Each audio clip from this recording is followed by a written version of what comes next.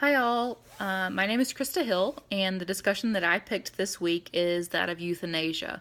And so, this is a topic that does saturate our, news feed quite often. And I think the purpose of that is the political connotations within the idea of euthanasia, and then from there, the amount of emotion that it intends to incite. So, just a quick overview of what exactly euthanasia is, and that is euthanasia is seeking basically physician assistance to end one's life. So it varies drastically from suicide because there is no medical, treatment with suicide, and also suicide tends to carry with it highly saturated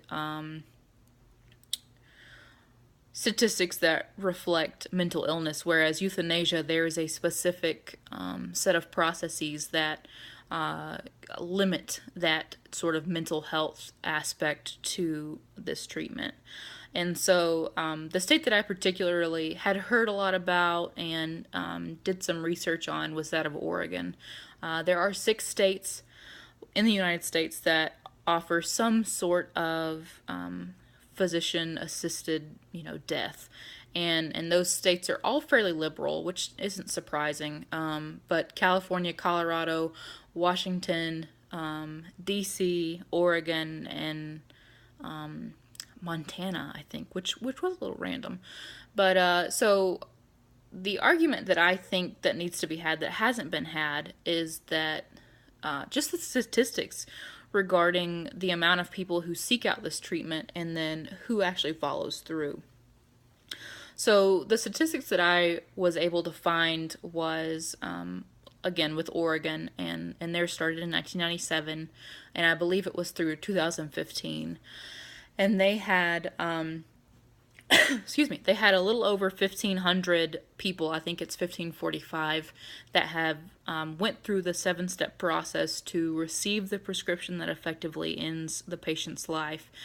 But then only 991 people have actually followed through with, the end goal of death. And so I feel like that's a very strong argument there, because typically what happens is, people will inflate statistics to, argue their point and to feed on that emotion. And since this particular issue deals directly with death, and then from there, all the influences that religion has, that, society has, that family has, all these things tie into that same argument. So, emotions are high when this is discussed.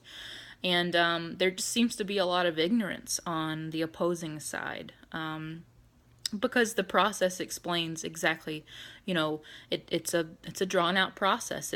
Between your first request and your second request, it has to be 15 days. Again, in the state of Oregon, and then at any point in the 7 steps that you decide, this isn't the decision that you wanted to make any longer, or there's a step in here where 2 physicians give you options for treatment and go over your prognosis and diagnosis. If any of that is news to you, like maybe you hadn't considered home health or homeopathic remedies, or something else that you'd like to give a shot before following through with this particular treatment, then at any point you're welcome to leave the program. And there's another part in there where there's a specific assessments are done to make sure, neither physician believes you are mentally unstable. You're not well enough to make these decisions on your own. And I think once we start legislating what people can and can't do with their bodies and with their decisions, it becomes more than just a legal issue. That's an internal decision that a person should be able to make if there's nothing mentally working against them and they're not being forced, and it's a free will. So I think the discussion needs to start with a better understanding of what these processes are and how many people it affects. And it's clear that some states are able to have these discussions and make legislation, so I have hope that it's a conversation that can be made. If you have any questions or comments to make, feel free to make them, and thank you for your time.